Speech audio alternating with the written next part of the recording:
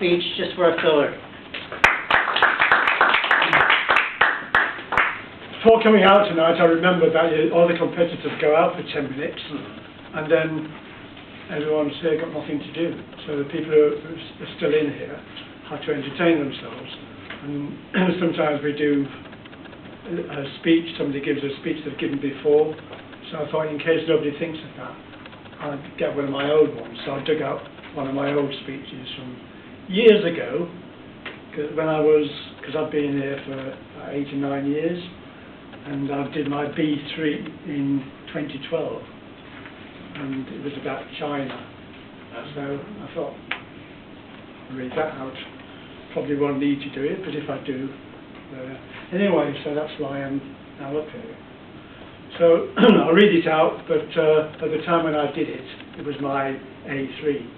So I was, which is speech construction, and I did it all with notes and expressions and things. Because I haven't read it for such a long time, I'm just going to read it out, really.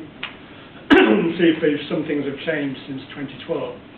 So pretend we're back in the year 2012. And now I'm standing up here all nervous doing my A3 slate years now. Guests, ladies and gentlemen, oh, it used to be ladies and gentlemen in those days. Now it's guests and speakers, fellow speakers. Chinese copies. While Western economies are struggling, China in the East is having a whale of a time copying and mass-producing everything it can get its hands on. This may or may not be a good thing, but if we think about it for a moment, we might see that the future could be quite interesting. China has always been good at copying and mass-producing items, and Hong Kong in particular has paved the way for the rest of China after the 1997 handover a few years ago. The Beijing Olympics last year whetted the appetite for more Western items and widened their sporting interests. So even snooker has now got 2 Masters champions, Chinese Masters champions. It's only quite recently that the Chinese discovered Western music, and they're quickly catching up with all the fads and genres that they missed out on first time round, such as rock, punk, rap, and all the rest of it. And there's lots of tribute bands in China who faithfully copy, word perfect, all these original sounds of the rap and the rock musicians. Chinese ladies have been copying Western fashion trends for quite some time. They dye their hair brown, blonde, even red and bright green, striving to look like Western celebrities and fashion models. Some wealthy Chinese families decorate their homes to resemble English stately homes, with enormous chandeliers everywhere, and perfect copies of furniture in the styles of Victorian, Georgian and Regency.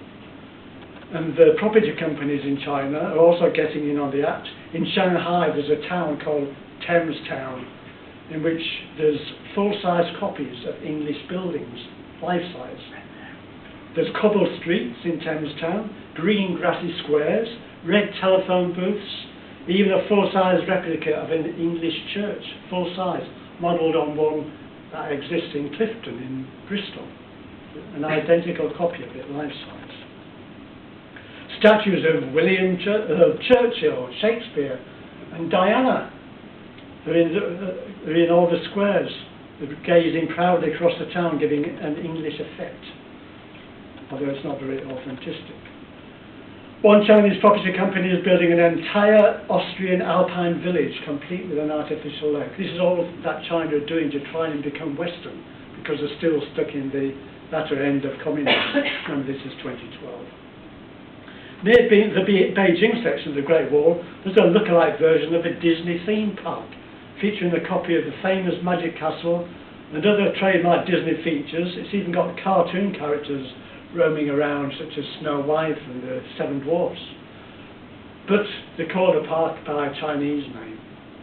It doesn't mention Disney at all. It's all wang yao, totally ignoring international copyright laws. No, it's not a Disney theme park. Of course, the Chinese civilization goes back over 5,000 years. They invented writing. They invented it that long ago, writing. They've got a vast wealth of history, art, inventions and medical successes, and they improved their minds by the ancient Chinese proverbs and philosophies of Confucius back in 500 BC. Unfortunately, the Chinese, after all that progress, they lagged behind after their last emperor fell 100 years ago, and Chairman Mao took over and changed the country. And since Mao's death, his successors have kept his name alive, but they've tried to obliterate all the unpalatable aspects of his time in power. But they were chronicled quite graphically recently by an author, Young Chang, who was the first modern-day Chinese person ever to leave China and take up a place in a British university. She went to York University, which is where I was born, not the university, York. And after Mao's death, her book Wire Swans, about 3 women in China, herself, her mother and her grandmother, going back to when they used to bind their feet, it's still banned in China, as is her follow-up book on Mao himself. It's an interesting book. Then there's a personal bit. I was fortunate enough to meet Young Chan at a book signing event a while ago, back in 2012, in Oxford, and she wrote good luck in both English and Chinese on my book. I brought my book in on the day when at the time I was involved in Chinese telecoms. I went over there and I was stopped by some of those red guards wielding machine guns in Tiananmen Square. I had to stop.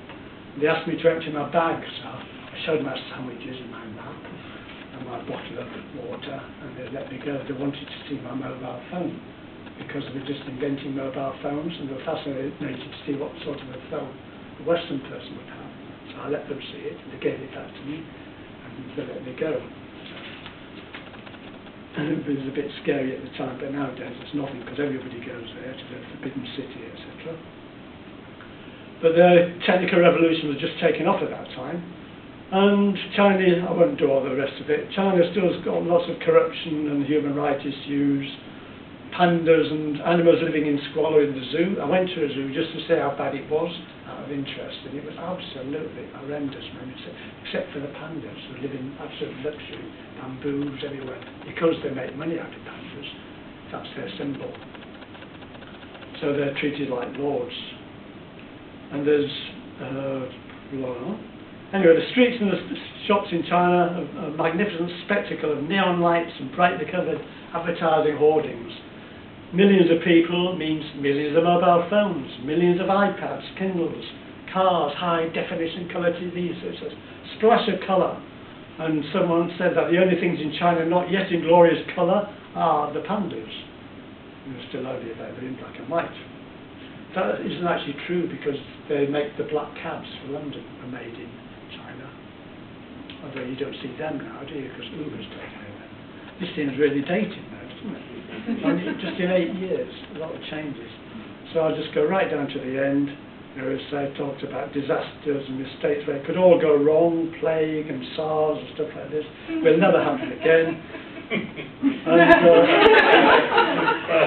And I ended up saying, then I ended up just saying, who knows, technological marvels might result if they don't have any of those disasters, and then if they invent something themselves, the rest of the world might start to copy them. As Confucius says, we'll just have to wait and see.